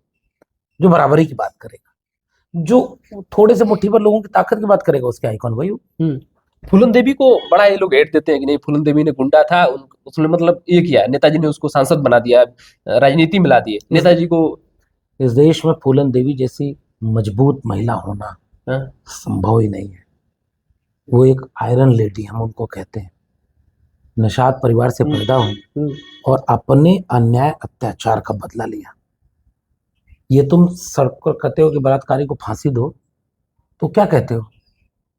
फूलन देवी ने एक भाषण में कहा कि मेरे साथ जो बहुत गलत हुआ, पूरा गांव गलत करने वालों के साथ में खड़ा था, कोई बोल नहीं रहा था। मैं कई बार लगा कि मैं मर जाऊं, फिर मुझे ये लगा कि जाने कितनी महिलाओं के साथ ऐसे ही गलत होता रहा होगा, सब मर गई, मैं भी मर जाऊंगी, मेरे बाद भी होता रहेगा। मैंने बंदूक उठाई, प्रतिरोध किया, और प्रतिरोध में जो सही लगा वो किया। 11 साल तक जेल में बंद थी, क्यों नहीं ट्रायल किया? आपने जानबूझकर जेल में बंद रखा। और आप भाजपा ही बात करेगी कि नेताजी ने डकैत को सदन पहुंचा दिया। अरे नेताजी ने न्याय किया, न्याय किया। फूलन देवी दहाड़ती थी जब, तो फूलन देवी प्रतिरोध की आइकॉन थी। अब तुमने क्या किया कि इसको कहां सदन में पहुंचा दिया है? अपराधी, बलात्कारी, गुंडे, मवाली भाजपा में सब जाकर के सब बैठे हुए हैं। और तुम फूलन देवी की बात करोगे? आज भी इस देश के पीडीए की नायिका है फूलन देवी। और नेताजी के इस तरह के कामों को आने वाली पीढ़ियां जब खोज के इतिहास पलटेंगी ना, तो शान से सल्यूट करेंगी। ये होना चाहिए। कोई भगवतिया देवी ऐसी महिला जब संसद पहुंचे, कोई फूलन देवी पहुंचे, तब भारत मजबूत हुआ, लोकतंत्र मजबूत हुआ। इसका अर्थ ये नहीं है कि बेगुनाहों को मारने की बात हम कर रहे हैं। हम कह रहे हैं लेकिन नहीं, डॉक्टर लोहिया जो नारा लगाते थे कि समानता के लिए लड़ना जरूरी है। कर्पूरी ठाकुर अपनी रैलियों में बार बार कहते थे जुल्म करो मत, जुल्म सहो मत, जीना है तो मरना सीखो, कदम कदम पर लड़ना सीखो।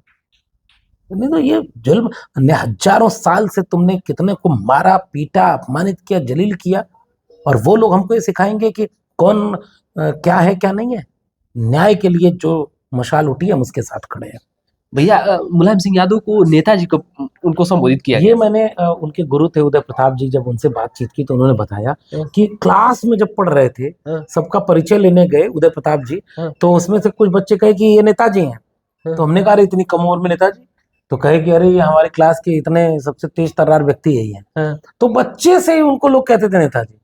नेताजी अपने समय के जमीनी नेता थे, अद्भुत भाई, वैसा तो कोई पैदा नहीं। मुझे अफसोस है कि मैं उनसे एक बार मिल पाया। मुझे अफसोस है कि मैं नहीं मिल पाया। आज आने वाली पीढ़ियां याद करेंगी कि नेताजी, लालू जी, मायावती जी होना बहुत सदियों में कोई पैदा होता है, कोई कर्पूरी ठाकुर, कोई जगदेव बाबू, सदियों में कोई पैदा होता है। तो जमीन से निकले थे। आप कल्पना करेंगे कि नेताजी यादव थे और अपने दलित दोस्त के घर पे जाके खाना खा लिए तो सारे गांव ने उनको समाज बहिष्कृत कर दिया। माफी नहीं मांगी नेताजी ने कि ये क्या, वो मेरा दोस्त है मैं खाऊंगा। नेताजी बचपन से ही ऐसे थे। इंसाफ और इंसानियत, दो शब्द। इंसानियत के साथ खड़े रहने वाले और इंसाफ के लिए लड़ने वाले नेताजी। भैया उनको राम मंदिर जब हो रहा था तो ये होता है कि कार्यसेवकों पे गोली चला दी। अखिलेश जी ने अभी उसका जवाब दे दिया कि जिस नृपेंद्र मिश्रा ने वहां के अधिकारी थे गोली चलवाई, वो राम मंदिर ट्रस्ट में खड़े। मुख्यमंत्री का फर्ज क्या होता है? Law and order. और जब सुप्रीम कोर्ट कह रहा है कि कार सेवा गैर कानूनी थी, तो ये भाजपा वालों को इस पे बोलने का कोई नैतिक अधिकार नहीं। ये सब ना बोले।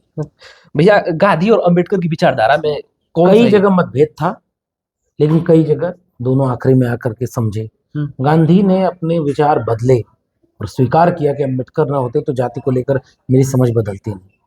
अंबेडकर सामाजिक रूप से भारत के समाज को समझने वाले एक वैज्ञानिक है, समाज वैज्ञानिक है, इसलिए अंबेडकर बड़े शख्स बने। गांधी लेकिन मानवतावादी थे। गांधी में कम से कम आपको ये मानना पड़ेगा, जहां अंबेडकर और गांधी की बहस होती है ना, वहां हमें अंबेडकर सही लगते हैं कि वो भारत के नर्क को समझते थे।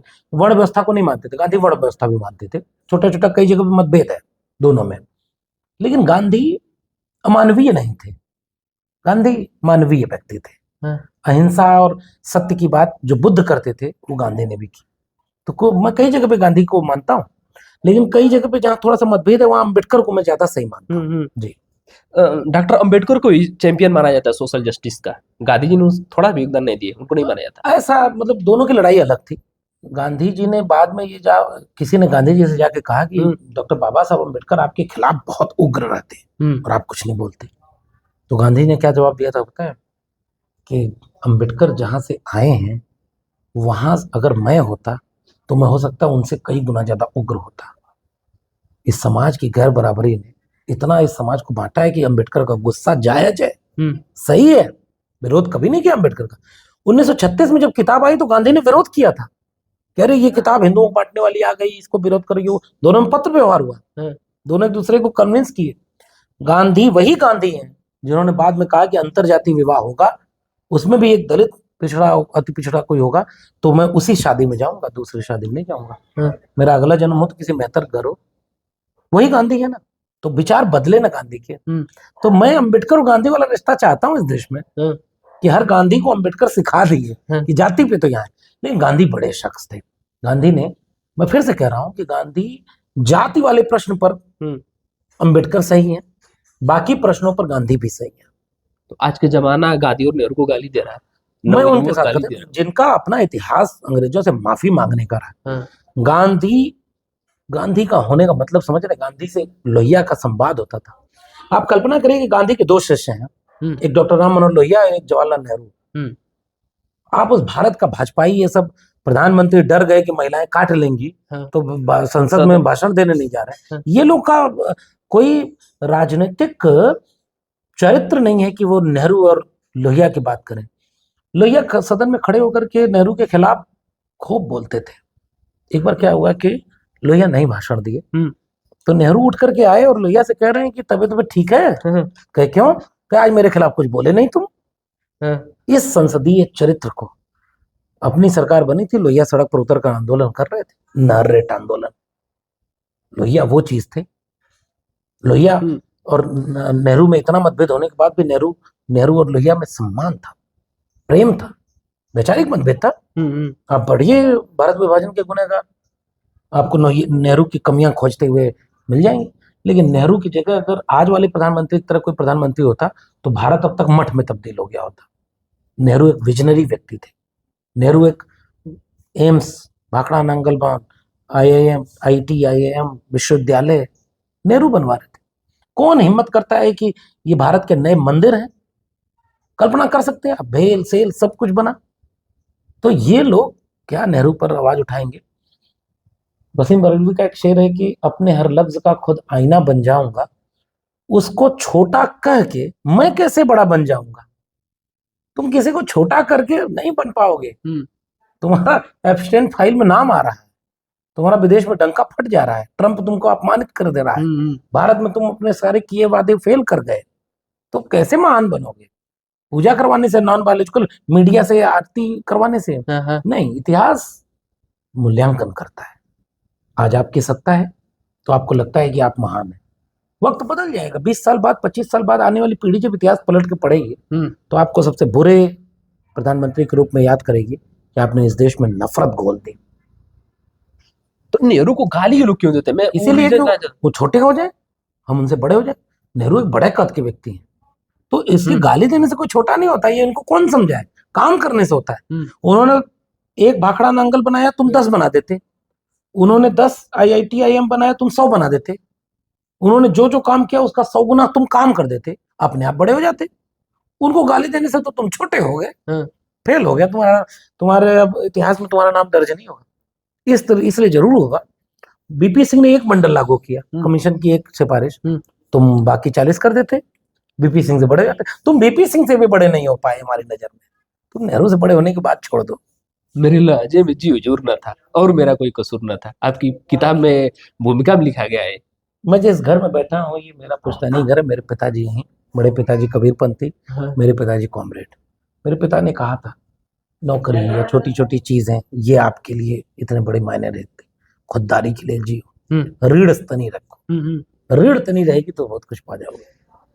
नौकरी के लिए जब ये समझौता करने का वक्त आया कि अपना जमीर बेचूं या जमीर और रीढ़ बचा कर लौटाऊं, मैं अपनी जमीर और रीढ़ बचा कर लौटाया। झुका नहीं किसी के सामने, कोई कह नहीं सकता।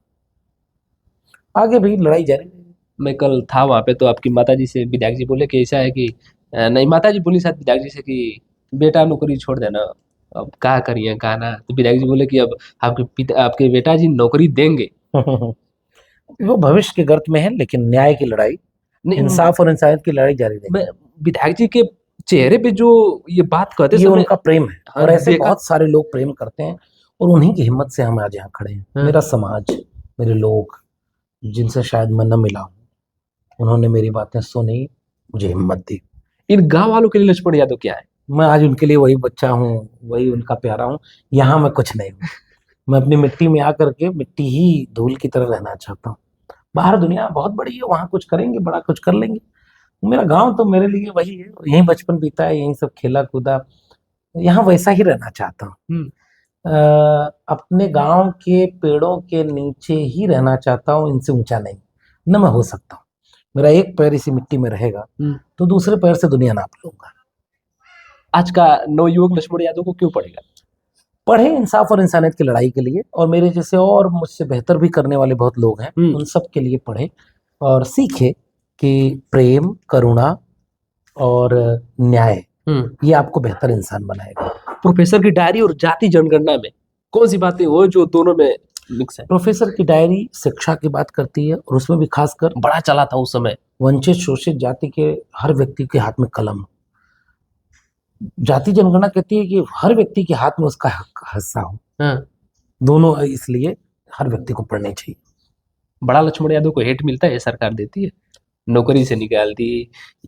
बहुत लोग बहुत वक्त तक, भगत सिंह से एक बार किसी ने पूछा तो उन्होंने चिट्ठी में लिख करके जवाब दिया कि वो क्या करते हैं। अंग्रेज आके कहते हैं कि उनकी ये जिद कि नया तर्जे जफा क्या है। आके अगर पूछते हैं बताओ तुम्हारी अगली प्लान क्या है, और अन्याय करते हैं, मेरे ऊपर जुल्म करते हैं। तो उनकी ये जिद कि नया तर्जे जफा क्या है, मेरा ये शौक कि देखें सितम की इंतहा क्या है। कितना जुल्म करोगे? हम तुमसे घबराने वाले लोग नहीं हैं। हम अपनी न्याय की लड़ाई, समता की लड़ाई, मानवता की लड़ाई, समाजवाद और संविधान की लड़ाई जारी रखेंगे। हमको लगता है कि आप को यादव जितना नहीं प्रेम करते उससे ज्यादा कोई और कास्ट प्रेम करती है। सब मानवता में यकीन रखने वाले, समानता और न्याय में यकीन रखने वाले हर व्यक्ति का प्रेम मिलता है। जो इसमें यकीन नहीं रखता वो नफरत करता है। उनकी नफरत की हमें कोई परवाह नहीं। हमारे अपने लोगों के प्रेम को मैं सर आंखों पर रखता हूँ। अच्छा भैया, अखिलेश और मायावती में किसी को पसंद करना तो किसको? दोनों अपनी जगह है। कैसे? मायावती जी जब तक रही मुख्यमंत्री शानदार काम किया, अखिलेश जी जब तक रहे और शानदार काम किए। आज जब आप पूछेंगे, आज संविधान बचाने के लिए सड़क पर होना चाहिए, और सड़क पर अखिलेश यादव हैं, इसलिए मैं अखिलेश यादव के साथ हूँ। आज का नेता, आज देश बचाना जरूरी है। ये बर्बाद हो जाएगा संविधान तो लड़ेंगे कैसे हमारे लोग? ये सारे लोगों को बांट के लड़ा के तोड़ देगा तो हमारे लोग एकजुट कैसे होंगे? इसलिए आज जो पीडीए है वो आज लोगों को उम्मीद बन के उभरा है, और मैं चाहता हूं कि पीडीए के रूप में जुड़ी। आज की लड़ाई, आज संविधान बचाने की लड़ाई, आज देश बचाने की लड़ाई अगर कोई लड़ रहा है तो ये पीडीए लड़ रहा है और अखिलेश यादव लड़ रहा है। तो भैया, संविधान की बात जब होती है तो पिछले कुछ दशकों में संविधान की बात नहीं हो रही थी, और कुछ सालों में हमला बढ़ गया, बात हो रही है। हमला बढ़ गया, समझदारी बढ़ गई। अखिलेश यादव ने संविधान उठा लिया। दोनों समाज में धीरे धीरे संविधान पहुंचा, तमाम संगठनों ने, सामाजिक संगठनों ने पहुंचाया, तो धीरे धीरे जागरूकता बढ़ी, और हमला जब संविधान पर बढ़ा तो जागरूकता और तेज हो गई। तो अखिलेश यादव की इसलिए भी मैं तारीफ करता हूं कि संविधान, लोहिया और अम्बेडकर। आप अखिलेश यादव को अगर ऐसे मुझसे पूछें तो उनके एक तरफ लोहिया और एक तरफ अम्बेडकर है, और वो पीडीए को जोड़ रहे हैं 1956। अखिलेश यादव इसलिए एक विजनरी लीडर है। उन्होंने अपने तमाम अतीत के अनुभवों से सीखा है, और आज वो सबको प्रेम से, नफरती लोगों से उनकी लड़ाई है। लेकिन एक लफ्ज भी आपने अखिलेश यादव के मुंह से नफरत का सुना हो तो बताइए, किसी के बारे में अपशब्द सुना हो तो बताइए। कितना कुछ उनको अपमानित किया गया, उन्होंने किसी के अपमान में एक लफ्ज बोला हो तो बताइए। कोई बड़ा कद का इस वजह से बनता है। राजनीति तो आती जाती है, चुनाव हारे फिर भी आज उम्मीद बनकर अखिलेश यादव जिंदा है, क्योंकि वो एक शख्स है जिसकी जरूरत इस देश को इस समय है। यादव को सबसे पहले राजनीतिक मंच कैसे मिला भैया? ब्राह्मण जाति से कितना खुश थी? नहीं, मतलब यादव समुदाय जिसका जिक्र मैं करूं तो किसान जातियों में एक ऐसा समुदाय हमेशा से रहा है जो सबको लेकर चला है, मानवतावादी रहा है। इसके अतीत कभी जुल्म, ज्यादती, अत्याचार का नहीं मिलेगा। घटनाएं मिलती होंगी, घटनाएं तो सब में मिल जाएंगी। एक हरियाणा की तरफ का एक लोकगीत है, घमंड से बैर, दीन से यारी, याहे से तासीर मेरी। घमंड से बैर नहीं, अहंकार नहीं। माइथोलॉजी में कृष्ण को वो मानते हैं प्रेम का देवता। मैं तो देखो, मैथोलॉजिकल कैरेक्टर में कृष्ण तो किसक समाज के नेता मालूम पड़ते हैं। भगवान छोड़ दीजिए, वो तो एक अपने समाज के एक अगुआ माने जाते हैं, कृषक समाज के, और प्रेम करुणा के व्यक्ति हैं। कृष्ण के नाम पर आप कभी दंगा नहीं कर पाएंगे, कृष्ण के नाम पर किसी से नफरत नहीं कर पाएंगे। ये है बड़ी लड़ाई।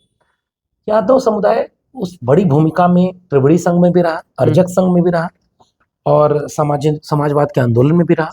मंडल आंदोलन से एक बड़ी ऊंचाई थी। आज उस समाज को लेकर के मेरी अपील रहेगी, कभी भी कहीं छिटपुट कोई घटना हो जाए उसके खिलाफ मथुरा में हुआ। हम्म। एक दलित परिवार की बारात जा रही थी और कुछ यादवों ने हमला कर दिया। एक यादव भी हमलावर यादव के साथ खड़ा नहीं हुआ। ये है न्याय। और जो जातिवादी होते हैं वो अपने बलात्कारी के साथ भी खड़े हो जाते हैं। हम न्यायप्रिय कौम है, किसान जातियां हैं, हम किसान कमेरा लोग न्याय के साथ खड़े होते हैं। और ये तमाम जातियां बदनाम इसलिए हुई क्योंकि ये फाइटर कौम थी। कुछ गलतियां हमारे समाज के भी लोग कर रहे हैं, जिनको मैं अपील करता हूं हाथ जोड़ के, मत करिए। वो आपका परिवार है, अति पिछड़ा समाज आपका परिवार है। कुम्हार, लोहार, बढ़ई, नाई, मोची, निषाद, मल्ला, केवट, बिंद, पाल, राजभर, चौहान, ये सारी बिरादरियां आपका परिवार है। शेड्यूल कास्ट कम्युनिटी के सारे लोग आपके परिवार हैं। जहां आपका आदमी एक और गलत करता दिखे वहां खड़े होकर उसको रोकिए और एक बड़ी पारिवारिक एका बनाइए। और जो संविधान और समाजवाद को मानता है, आपको याद रखना चाहिए कि डॉक्टर राम मनोहर लोहिया पीडीए नहीं थे, लेकिन विचार से वो हमारे। विश्वनाथ प्रताप सिंह पीडीए नहीं है, लेकिन विचार से हमारे।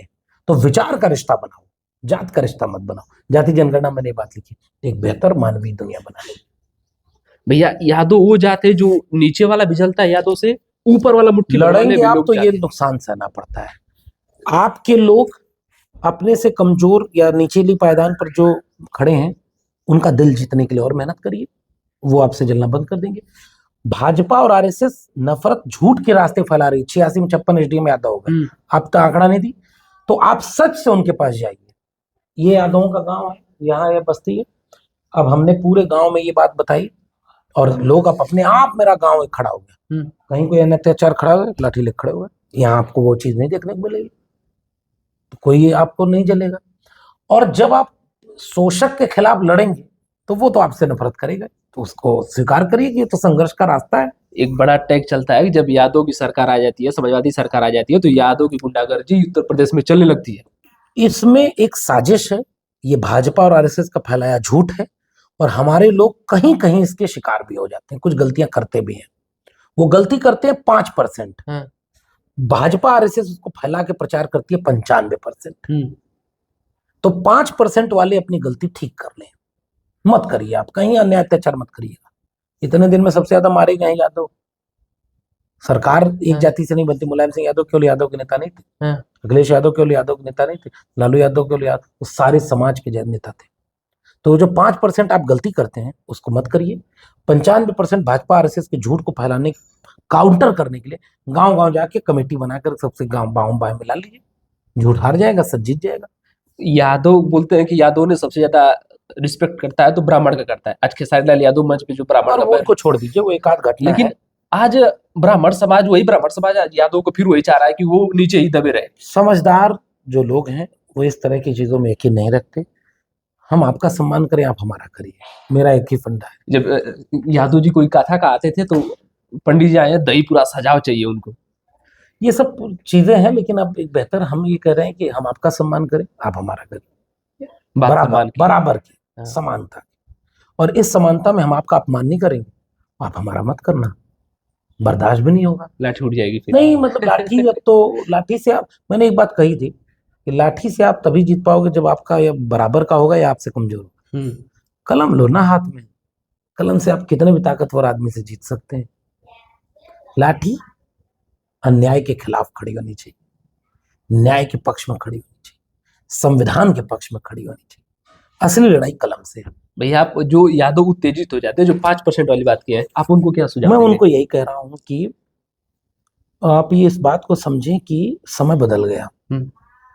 आज आप ताकतवर हैं तो आपको लगता है कि आप अपने कमजोर पर 4 लाठी मारेंगे। पिछले 10 साल में आपसे ताकतवर वालों ने आपको 40 लाठी मारा, क्यों नहीं लड़े? आप उनसे लड़ते और लड़े भी, ऐसा भी नहीं, लेकिन नुकसान तो हुआ ना।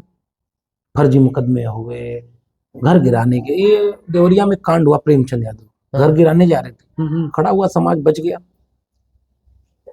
अगर आप अपने से कमजोर के साथ अन्याय का रिश्ता रखेंगे तो आप भी सुरक्षित नहीं रहेंगे। आपसे ताकतवर आपको मारेगा और सारा खेल ताकत सत्ता का है। इसलिए न्यायप्रिय बनिए, और आप न्यायप्रिय हैं तो 95% न्यायप्रिय वालों की जिम्मेदारी है कि अपने 5% वालों को बातचीत करके, संवाद करके उनको बेहतर बनाए, एक बेहतर भारत बन जाएगा। और सारी ताकत सत्ता से आती है। आपका आपका लोग सत्ता में रहेगा तो आप अपने आप ताकतवर रहोगे, लेकिन कमजोर को सताना कभी नहीं, आप उसके साथ खड़े होना, यही मानवता कहती हमारे व्यूअर्स को क्या करना चाहेंगे कि हमारे चैनल को सब्सक्राइब करें? है। पहलवान टॉक शो, हाँ। ये बहुत अच्छी बातचीत, हमारे घर में बैठे हुए हैं और इन्होंने बहुत शानदार बातचीत की। ऐसे लोगों को आपको मजबूती देनी चाहिए। इनके चैनल को सब्सक्राइब भी करिए, वीडियो अच्छी लगी हो तो शेयर करिएगा और आप और अच्छा काम करें, न्यायप्रिय होकर के जमीन की आवाज और मजबूती से उठाएं, इसकी मैं आपके लिए शुभकामना देता हूँ। भैया आपको भी बहुत बहुत धन्यवाद। शुभकामनाएं। Thank you.